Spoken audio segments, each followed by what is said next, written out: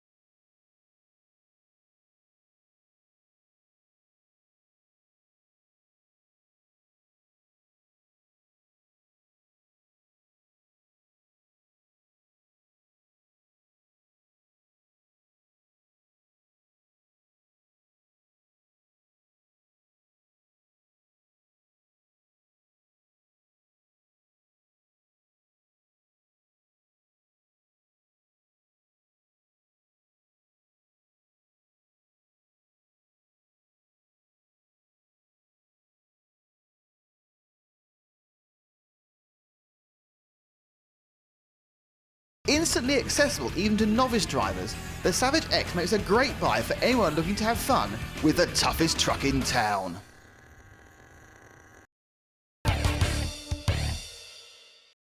Before a certain German called Michael came onto the scene, there was only one Schumacher in motorsport: Cecil, the eponymous founder of the British manufacturer.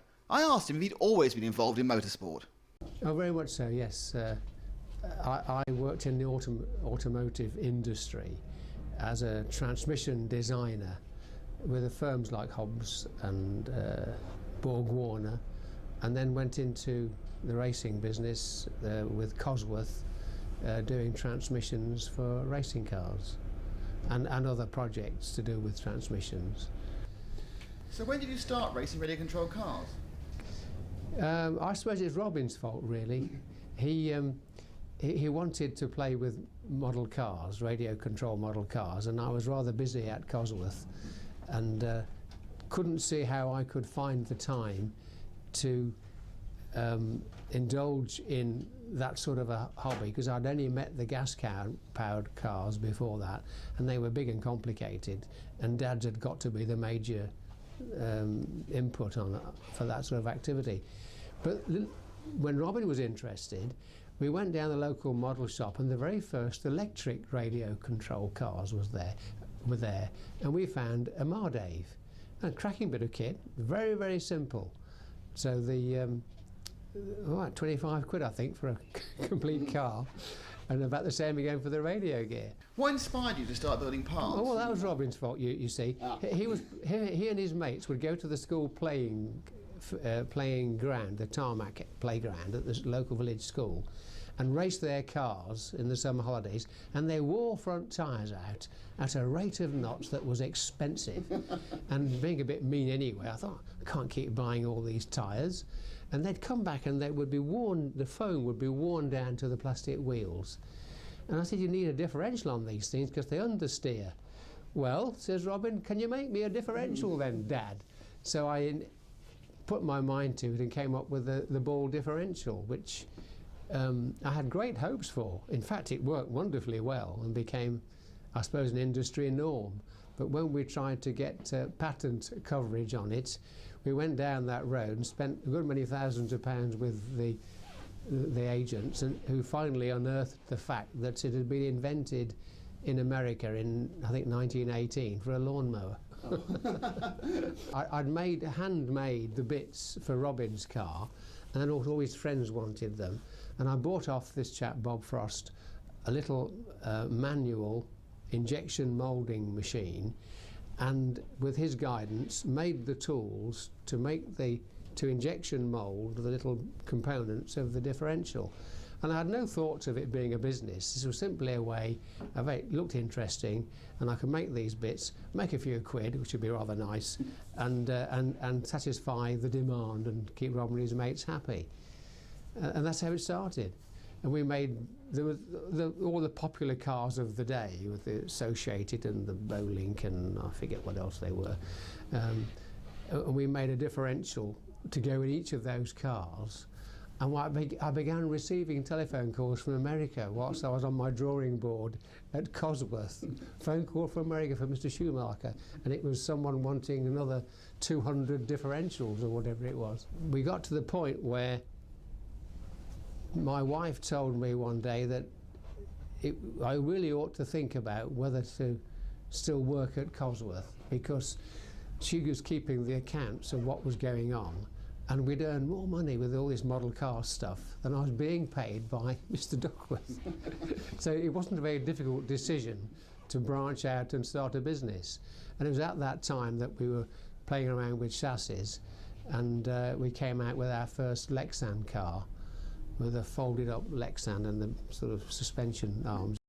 It made for very even weight distribution, and with a low roll stiffness at the back to maximise the traction, because there was no grip in those days. It really was a difficult arena to race in, with dusty floors and things, and we used to coat the tyres with silicone rubber to find some grip. And it really worked very well for those conditions. Some bright spark in America invented carpet racing, where you had this fine felty sort of carpet, the cheap mass-produced stuff, and you could get phenomenal grip with foam tyres without the silicone, working directly on the carpet. And the poor old XL car was tying itself in knots with its very flexible characteristic when you had such massive grip. So we had to go and make a fiberglass car. Well, that was a bit of an adventure, because we made a few quid and I rather fancied a Porsche. And then we realised we'd got to invest in new machinery to be able to cut the fiberglass and to make the chassis. And so we went and bought this nice green CNC routing machine, which I called the Porsche, because that's where the money went. Well, that's all the time we have for today, but in our next show we chat some more with Cecil and find out the story behind Schumacher's first World Championship.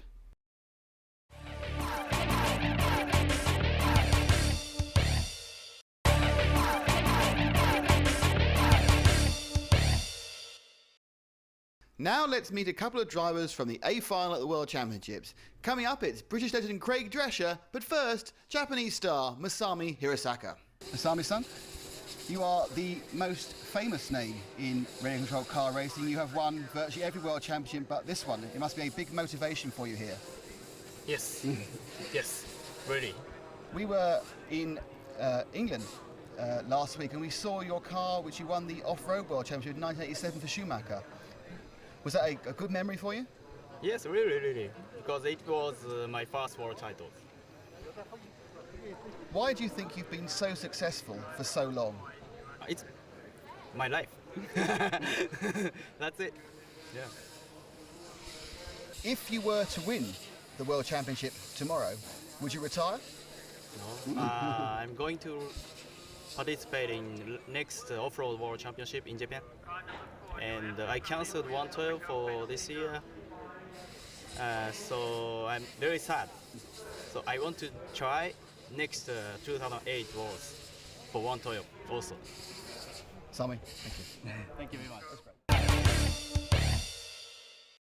great. Well, here we are in the pits with Craig Drescher, a man who many years ago was the most recognisable face in radio control. Because, Craig, what's your claim to radio control fame? Probably 11 times European champion. I don't remember how many times national champion, numerous world finals and top 10 finishes. So. And network TV a few years ago? Thank you. Thanks for remembering that one. Yeah, that was slightly embarrassing when I was a youth. So, yeah, you bet. And not so long back, maybe 5-6 years, Blue Peter. That was my claim to fame. Now, interesting, we've talked to a lot of guys who've been in the sport a long time, but they tended to always have been on-road guys. But you started off with the off-road scene. Yeah, the off-road was always the predominant and most competitive class in the early days, and it was the one that was most highly contested. So I used to do that, and then the company changed dynamics a little bit and started introducing on-road. I started doing on-road, did well at on-road, so I'm probably more diverse driver than a lot of people out here, and I'm more specialised in on-road now, but I can still flip backwards and forwards between the two. Now you're here at the World Championships, and you've brought a prototype car. I mean, what's thinking behind that? Well, a couple of years back we had the most competitive car out there in a class that was like growing, and we kind of rested by our laurels a little bit and stuck with that design when it was superseded really with more power with batteries, and we came upon issues of torque steer and issues like that with the car. So now we come back with a belt car, which is seen as the thing that people need to have to be competitive. I mean, you've driven both. Do you believe the belt does offer an advantage with the extra power and speed we've got now? Yeah, it's more consistent throughout the different conditions. When you accelerate, it accelerates straight. When you brake, it brakes in a straight line. With a shaft car, you get torque steer, so it kicks one way when you accelerate, the other way when you brake. So it makes it very, very difficult to set up. If you get outside of the setup window, then the car will start doing crazy things. Now, given that it's a prototype and you're ploughing a furrow of technology, are you surprised how well it's going so far? Yeah, it's frustrating because we're playing catch-up again, and trying to catch up in a field like this is just, it's almost impossible, and we're talking tenths. And you're one of the guys who go down the brushless route.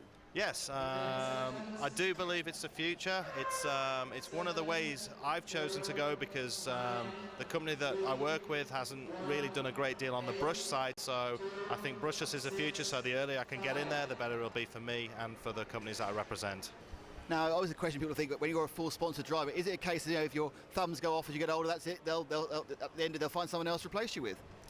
Possibly. I mean, from my position, it's more than just being a driver. I'm a representative for the company and everything else, so I do a lot more than just drive the cars. With on-road, in all honesty, I think you could be 60 and still be as fast if you've got the car beneath you to do the business. It's it's more about rhythm and and getting the car right than it is about balls and driving. So we'll see you about now, what, 25 years then? Yeah. No. I have no idea. Maybe. Great. Thanks very much. Before our coverage of the second round of the A final, let's have a look back at what happened in leg one. Andy Moore took the lead from pole position, followed closely by Masami HIrosaka and Mark Reinhardt of Germany. It stayed that way for most of the entire race until the last couple of laps when Masami made an optimistic move on Andy, but came off worse, leaving the Brit to take the win, followed by the German Mark Reinhardt and Masami himself in third. This means if Andy Moore wins the second A main, he will be the world champion. Now it's over to John Hindhoff with your race commentary. Well, Nick, you're absolutely right. Andy Moore on pole position has all the pressure on his shoulders. He knows just how hard Masami HIrosaka will be driving from second spot. Mark Reinhardt, the current world champion, in third position ahead of the first of the Americans, Paul Lemieux, in fourth position. Then it's Rick Howard, Ronald Volker, the German, in the hot body Cyclone. Then it's Victor Wilk, the Swedish driver, Craig Drescher with the associated prototype car. I wonder how that car will go this time around. Then it's Surikan, the Thai driver, and the current European champion, Timo Lino, the Finn, in 10th position. Wait for the hooter, and there it is, and we're off and running down to the first corner, and this is the incident we expected. HIrosaka took out Andy Moore. Moore's dropped right back. Let's have another look. Well, he's right up the inside there. Now the stewards will be having a look and a chat about that as Reinhardt leads. Second place Lemieux, and yes, we're hearing it's going to be a stop-go penalty for the Japanese driver. Well, I'm not sure that is actually stringent enough. Poor Andy Moore knocked right down the field, 7th position at the moment, as Reinhardt leads from Lemieux in second place. Hirosaka's dropped down the field. He has taken his stop and go, but it's barely cost him 2 or 3 seconds. Well, there'll be some talk about that in the pits afterwards. But at the head of the field, the current world champion, the German Marc Reinhardt, won the championship in Florida in 2004, and he's showing that he's lost none of his skill. Great lines through the technical stuff. Lemieux in second with the extra T2, the Slovak machine. Now there's fifth, that's Vilk, and that's Andy Moore. Fighting back from that first lap incident, gets a little tap. He's dropped down behind Surakan. Can he get up the inside? He can. Tremendous stuff from the Brit. Meanwhile, back at the head of the field, it's still Reinhardt, the German, that leads. Lemieux in second place. The American not used to following, unbeatable at home, but in fairness, that is on carpet with foam tyres. He's still adapting to this tarmac surface and doing a pretty good job as well. Now about a third of the way through this contest. Let's have a look back down the field. Third and fourth, Howard and Craig Dreschler. Meantime, back to the leaders. It's still Reinhardt and Lemieux. Reinhardt leading out on... Oh, he makes a mistake! And look at how much ground he's lost there. And further back, that's Andy Moore getting hit again. That was the battle for fifth. Oh, this carnage. Everyone's losing their mind in the middle of this race. Here's the leaders. Reinhardt and Lemieux. Look at the drift into that first corner. Lemieux, easily the quickest driver. There's a touch on the leader. And the leader is out and his car is broken. Oh dear, that's a mechanical problem. Lemieux then goes for the lead, the American, and he realises he may be penalised and he's let through Rick Howard into the lead. Craig Dreschler on the associated prototype in second. Third, Lemieux, he's dropped back to there now. And fourth is Victor Vilk, the Swedish driver. So it's all change here after a little bit of carnage in the middle of the race. Settling down again though. Tremendous racing. Rick Howard then leading. Dreschler in second and he's closing up. First three almost together now. Lemieux closing back on them. He is the last of the lace breakers, there's no doubt about that. Lemieux with that extra T2, the Slovak made machine. He's really adapting to the tarmac. He's got the grip levels right and now he's having a little look for second place. And look, fourth place coming up on as well. That's the yellow extra T2 of the Swedish driver Victor Vilk. So top four almost together. And Vilk beginning to pressure for third position.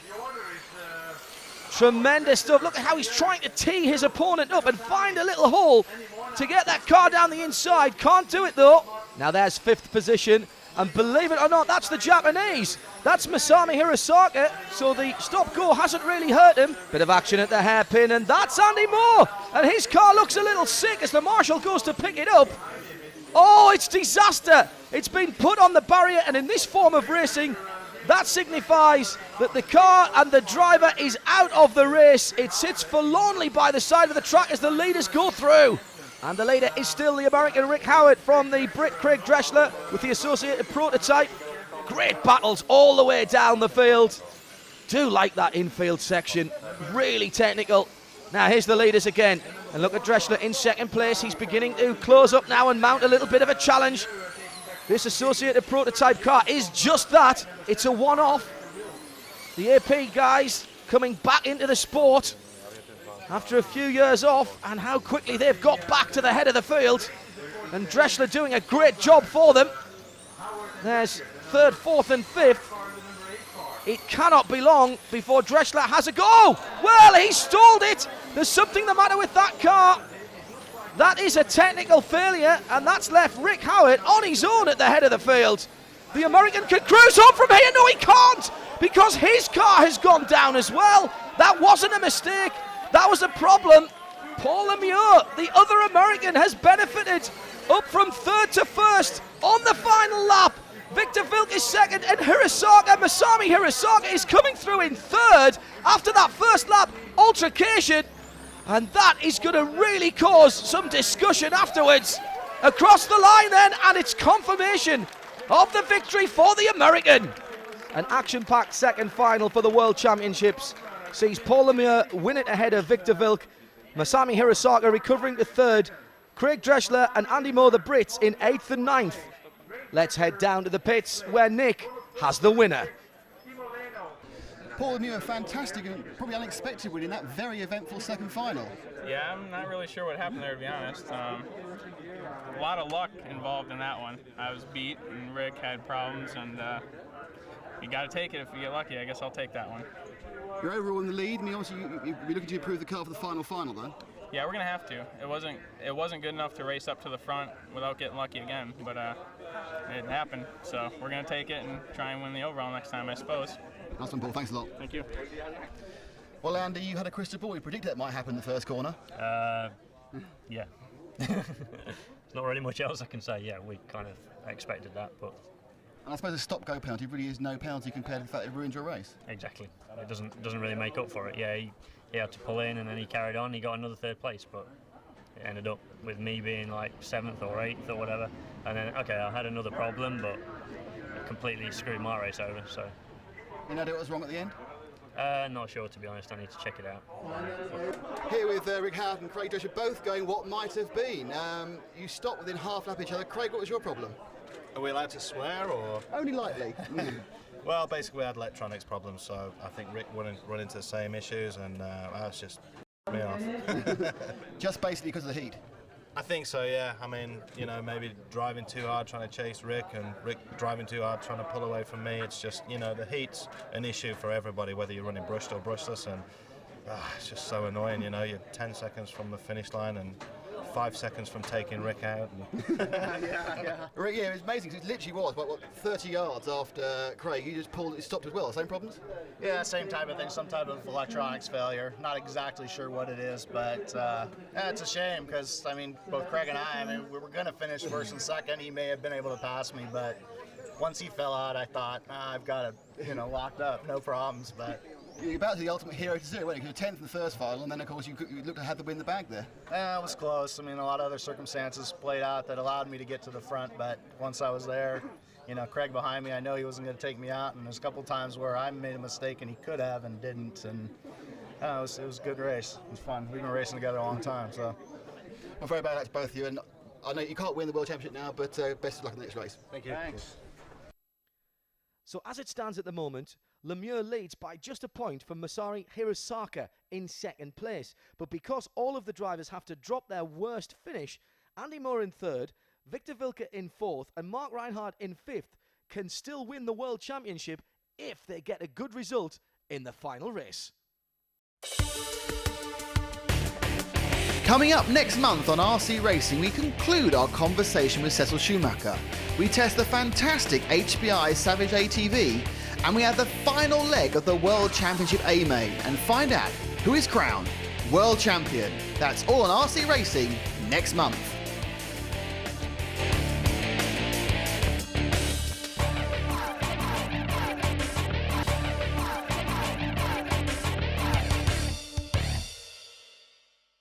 Toughest truck in town.